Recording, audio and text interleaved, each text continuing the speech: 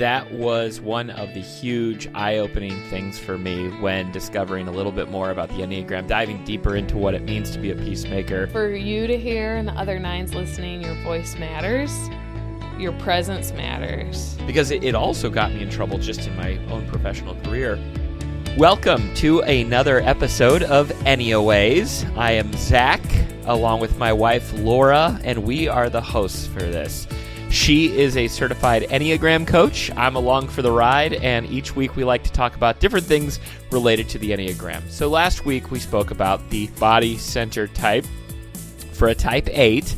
This week we're talking about the 9, Ooh, which is my got type. A 9 in the building here. That's right. So we're going to jump in real quick to our lightning round, and I will have the questions this week, okay? Oh, okay. Yeah. Okay. I have all 3. Oh, great. I came prepared. Okay. I love it. I know. had a couple just in case, but this is great. So here's the first question. What's a skill you have that would be absolutely useless in a zombie apocalypse? Yikes. I have no idea. Everything? You're a nurse by trade. I'm a nurse, so that could be helpful. But you said a skill I have that won't be helpful. Yeah, absolutely useless. I don't know. I'm drawing a blank. Like, I know personality traits I have, but as far as skills, I'm not, like, very handy. So maybe I'm good. You're good for the zombie apocalypse. Because I can't think of, I don't know. What's yours? For me, I mean, it'd probably just be audio editing podcasts. There'd be no reason to in a zombie apocalypse, right? Well, unless you want to video footage and edit things and become famous for that. I guess, okay. All right. Okay, if you had to wear a costume every day for a year, what are you showing up in? Ooh. Yeah, this is a a fun this one. Yeah. Ooh. I would just want to wear like a fun, colorful wig. Okay. I don't want to be a certain person because I feel like you'd have to be that character all the time. Okay. But if I could do different color hair every day, like Tonks from Harry Potter changes her appearance. Yeah. That's okay. her special talent. Oh, that's kind of cool. That's a cool costume. Yeah. I feel like change up my hair color. Yeah. Just for the mood I'm in. Okay. Yeah. What about you? I think you know what costume I'd show up in. Batman. Well, Batman would be sweet. Yeah. Star Wars? No. Your Green Man suit? Yeah, I'm just going to show up in my Green Man. Head to toe, I was like, Man. your birthday suit? No. Oh, well, okay, yeah. Zach has a Batman tattoo on his back, so that would make that sense. was my first guess. He also has a Star Wars tattoo. And I guess if I was going to wear a costume for the whole year, I'd have to invest in it, and so I'd really get my money's worth. Would you wear so Zach's Green Man outfit has, covering over his head. Would you wear that every day? Probably. Yeah. How would you breathe? Function? I don't know. Drink, eat. So many questions. And the last one. Okay, if you could swap lives with a fictional character for 1 week, who and why would you do that? Ooh. Well, it's got to be someone from Harry Potter, duh. Yeah. But I wouldn't want to be Harry Potter because he has too much responsibility. Who's an offshoot character that you just want to be? I mean, I do love Fred and George, and their joke shop would be fun. I also love Ginny, and I could play Quidditch. Oh. Maybe I'd be Ginny, because then I could be like Harry's girlfriend. Yeah. I mean, this isn't a world where I'm not, like, married to you. No, I know. It's a fictional world. Okay. It's a fictional character. If you could swap What's a character. yours? Yeah.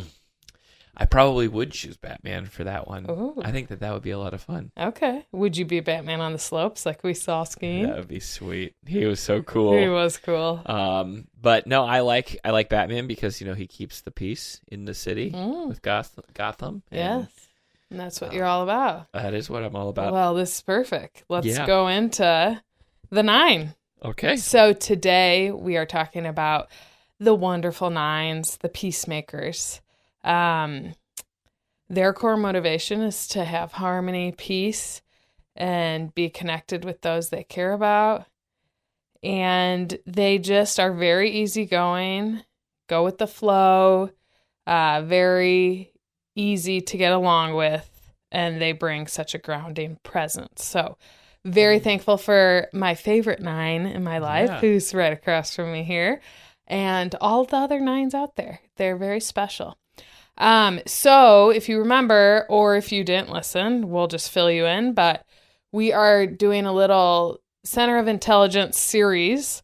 So right now we're focusing on the 3 types that their dominant instinct they react from is their body center, meaning their gut, or their instincts, same thing. Like they respond in action, whether it's right away or kind of doing nothing. There's different ways you can respond in your gut. And so we started last week with type 8 and how they use their body center and how to integrate the head and heart center. And today we're going to talk about the 9 in that same kind of way. So the 9's dominant center of intelligence is their body center.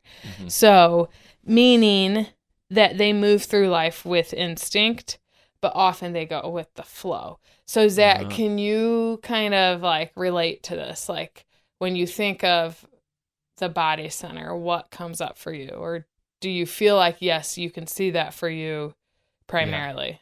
That was one of the huge eye-opening things for me when discovering a little bit more about the Enneagram, diving deeper into what it means to be a peacemaker, and knowing that all through my life, I feel like I've always gone with the flow. I don't really care about making a decision. I don't want to make the decision. I don't want to make anybody else feel uncomfortable or make the decision that somebody else doesn't want. You know, so I've always, and this was a huge existential thing that I realized when I was in college too, like going back and looking back on that, when I was graduating from college, I didn't know necessarily what I was going to do next. And that was the fear that I had because so long I've always just kind of gone with the flow. You go to grade school, you go to high school, and then I get to college, graduate, but then we're like, well, do I do something now?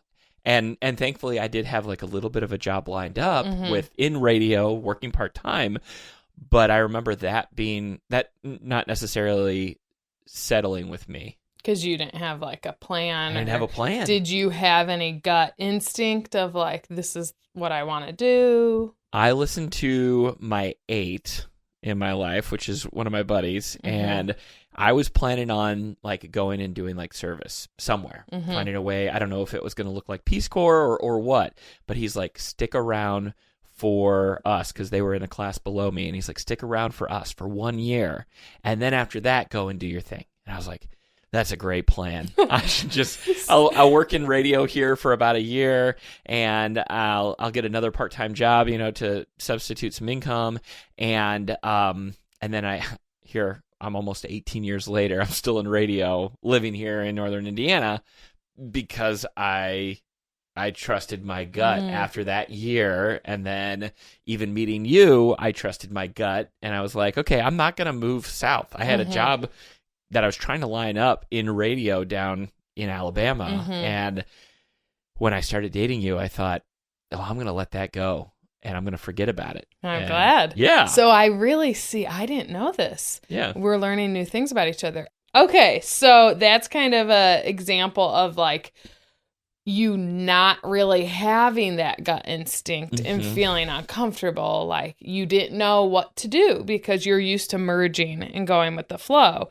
So other ways how this can look to a 9, and we'll see if this feels true for you, is doing whatever keeps the peace. Yeah. Doing whatever avoids conflict. Yeah. And going along with others. So do you ever feel like when someone asks you, hey, Zach, can you do this for me? Do you want to respond right away with a gut instinct? Yes. My instinct, and we've talked about this because I think that I struggle with this a little bit, is that I'm always a yes person. I'm a yes to this, and that gets me in trouble because it was told to me a couple months ago is when I'm saying yes to this thing over here, I'm actually saying no to my family.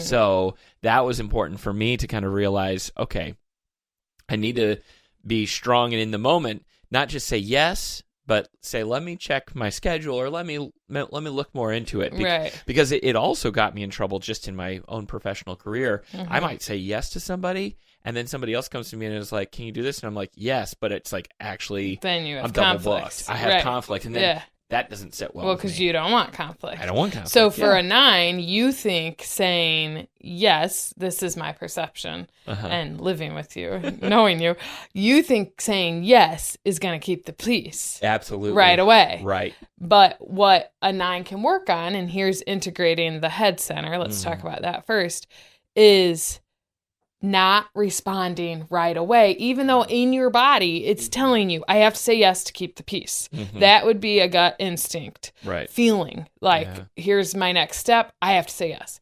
But instead, pausing and thinking through. So for the 8, we said, pause and think about what you say before you respond right away. Right. Similar thing for a 9. Yeah. But for a 9, it's you want to say yes all the time and keep the peace. So instead, why don't you pause and think about it? And even you and I, when something had come up where there were work conflicts with a family vacation thing, and we were talking through it, I remember saying to you, you can always say, let me get back to you tomorrow. Right. And then you give yourself time to think through it, access your head center, and think logically through it before even talking to me. Like, does this make sense with my calendar?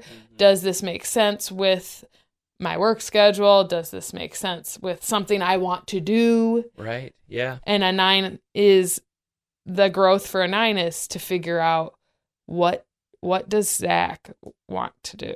Not going with others' flow. Right. But what is your desire? Yeah. And that to me is very difficult. It's incredibly difficult because I feel like all my life I want to be the chameleon. And it was joked about with my friend group because they were like, you're just such a chameleon. You go with the flow. You go here, you go there. But that can get me in trouble. Yes. Yeah. And I think other ways to integrate the head center would be to step back and be able to make decisions, take initiative, follow through, and to shift from the common phrase and feeling maybe you have of whatever works to here's what I think. Whoa. That's big. That's hard. That's really hard for you? Yeah. Yeah. Because I'm afraid, I think, of telling people what I think. What are you afraid of? That they may look at me in a different way. They may, I don't want to be seen as somebody who is not liked. And I think it's very common for a 9 to want to be liked by everybody. Yeah, I don't know. Okay. Yeah. I've always wanted to be liked, though. Yeah. So is it you want to be liked, or you don't want to cause any sort of a disruption? I don't want to cause a disruption. Like, it's more of that for you than... Probably. Yeah. I mean, I want to go along with what everybody else is doing. And, I'm often one who just, I won't bring up the devil's advocate because I don't want to look like, oh, I'm the outsider. Kind of. Yeah, because you want to go with their flow and merge with others. Yeah, and it's a lot easier, too. Yeah. If I don't have to, if I can just sit back and be like, okay, well, this is what I have to do now. Like, I'm going to go along with it. What would you say if, I were to be like, I challenge you to step back and not go with the flow and say, in a group of people, let's just give an example. In a group of people, maybe work colleagues, they're talking and you have an idea. How hard is it for you? Or would you be willing to say, hey guys, I have this idea. Here's what I think, even if you don't know how it's going to be received? I think I'm okay with sharing ideas. It's when I think that there's an idea already presented and you don't want to go against it. I don't want to go against it. Gotcha. Yeah. What would allow you to have the courage to do that? I think I really just have to go to the head and possibly the heart. Because I was thinking about this. Let me ask you this about the heart. Yep. If the thing goes against my own personal core values, then I should definitely say no. Is that like channeling my heart? Yes, I would believe so. Okay. I mean, but partly maybe your gut of telling you like this is not right. Oh, okay. Because the gut's that feeling you get. So leaning into it. I do get a feeling. And that's yes, the thing. because you've talked about that before. Yeah. I know we're kind of jumping back to the gut center, but like, haven't you said you get this feeling in your stomach or like your heart, like kind of the flutters and like knowing what's right or wrong? Or have you had a sense of like, I'm creeped out by this situation, like that gut feeling? Yeah. Or like just that in comic books, it's called the spider sense, and knowing like, you know what, I'm gonna go with this because this is what my gut is telling me right here and now. Yeah. Hence me choosing to stick around and not pursuing, not thinking through it, maybe more logically, but you followed your gut. Like, this sound feels right. And then you met me and that felt right. Yeah. Good. Yeah. Thankfully. So last week we talked about the type 8 and how they use their dominant center of intelligence, the body center, the gut center, and they kind of overexpress their body energy. We're not going to go back into that, but feel free to listen to last week's episode. Yeah. But the 9 is almost the opposite, where they underexpress their body energy. So, Zach, do you feel that when I say that? Like, you have an instinct, but you almost numb it or dull it to go along with others. 100%. I do that. And I think it's like my sloth-like tendency, where I'm just like, yep, I'm good. Yes, because you don't want to disrupt. You stay calm. Yeah. But sometimes that body energy can almost go inward or fall asleep, like you were saying, become sloth. Interesting. Yes. But the whole, goal is to listen to your own instinct, gut feeling, and being able to take that action. So I do think it's really important for a 9 to learn to integrate the head and heart center as well, because if you're feeling something in your gut and then you think through it and you're able to say, what am I thinking about this? And then you can feel it in your heart and then take action and not just go along with others' flow. How does that feel? That feels good. Like... That feels good. Point made. Is it something you're like, oh, that sounds hard? I don't know. For a 9 with the gut, it's like trusting your gut enough to say this matters. I think that then goes to the heart, being like, instead of just going, it's fine, whatever you want, to be able to share what matters to you in your heart, in your naming your feelings. Expressing your needs. How does that feel? That feels uncomfortable. More than like pausing and thinking through it. Do you feel like feeling your feelings and expressing your feelings is harder for you than like analyzing things? Yeah. Because I feel like I'm constantly in my head. Okay. And you call me out sometimes too when I'm too in my head and I'm creating new scenarios that don't even exist. Yeah. And I have this like irrational fear of something. Fear is a liar, so I'll keep telling myself that. But when it comes to the stories that I make up in my head, yes, I need to ignore those. Yes, I and channel 100% agree. I'm like, wait a second, where are you going down there? I know you do. You've called me out on numerous occasions. You're like, you need to just take a step back, realize that nobody has said that, nobody is assuming that. Like, just thinking about people like you're making up stories in your head. Yeah, yeah, but without dismissing. Because as a partner of a 9, I don't want to dismiss what Zach is feeling. Yeah. Because that goes against me wanting you to grow as a 9 if I'm not able to be like, I hear you. Sounds like you're, wrestling with this, but then be able to offer a like, hey, this is what I see. I don't see that coming true.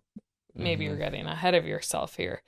But, if you're friends of a 9 or married to a 9, or if they come to you with their thoughts about something or feelings about something, just hold that. Like, I'm just picturing like holding a little glass jar, like hold it gently and consider that an honor, because it's hard for them to share what they truly think and feel, especially if it's gonna affect maybe you in a difficult way. So I just feel like we need to be gentle with the 9s and realize it's really hard for them to do. And so to be able to almost like champion that, like when you share. And so this is a good episode for me to listen back to and be like, Laura, listen and be proud of Zach when he comes to you with his thoughts and feelings, and don't just dismiss, because what I have said to 9s before as well that I've coached is, what you think matters too. And your voice matters. I want to know what, for instance, Zach really thinks about things relating to our kids and, what school they're going to go to in the future, things like that. Like, that matters. He is my teammate in this life we're living. And, I think we want to know what you think and feel. And if you bury that and don't share it, it's almost like a disservice to the other person in the relationship, because I feel that's how a relationship thrives, is when you both share your feelings, not just you go along with what I want. Right. But as much as I like you being go with the flow, it's still, I want to know what's inside of your brain and your heart. Absolutely. Because I do think that if I don't, it can lead to a very sad point. I've been in that point. I've been in the depths of like a dark place in my life, and nobody around me could see it except for me. It wasn't until we uncovered some stuff that it was like, oh wow, I got help, and I think I'm better for it. And I made some changes in my life, and here I am today. I'm trying, not to bury those feelings, and live for this life that I'm living. So. And when you realize you don't feel like you really know somebody or what they're struggling with, that on the other end, that is hard as well. So I think it is like, I do want to know if you're having a hard day and if you're sad, even though, yes, I love being happy. I'm, the 7, I don't like negativity, and that is hard for me, but like, I need to create space for that as well in my life with my relationships. But, so I was kind of wanting to ask you what you think your stacking is. Like, your dominant is that body center where you just feel like, I gotta respond, gotta do something, or I gotta just go with their flow. Yeah, totally. But then it sounds like, do you feel like you then go to your head center next, where you analyze things and think through them before you then feel your feelings? Yeah, I would say so. I think I'm in my head quite a bit, and that's my next. So then I think just a challenge is to really dive into that heart center for you, because it sounds like that's the repressed center. So to really take time to, like, every day, what am I feeling today? And just sit with that for a little bit, Yeah. And then see what comes up, Would you recommend writing it down? Yeah. Okay. I'm all about writing. Journaling, thinking, Yeah. And then, like, feeling the feeling instead of, like, thinking it. Gotcha. Does that make sense? Yeah. So to recap, for a 9, I feel like when you're in your body center and integrating it in a healthy way, you can have a steady presence. So you not just are invisible and going with other people's flow, but you can actually have a steady present in your own body. And then in your heart center, when you're integrating it in a healthy way, you're able to express your feelings, not feel bad about expressing your feelings. And then in your head center, being able to think through things in a practical way, and then being able to take action and not just staying in that head center, but following through and being like, what do I really think about this? Yeah. How does that feel? That's amazing. It feels good. He's like, I want to do it. Yeah, I do need to live there. Yeah. I need to listen back to this episode to take all of those pointers in and be like, okay, am I doing it? So just for you to hear and the other 9s listening, your voice matters. Your presence matters. And we love you for who you are and want to know more about what you feel and think. Well, thank you. Yes. Thank you. That means a lot. Yeah. I almost cried this episode. I know.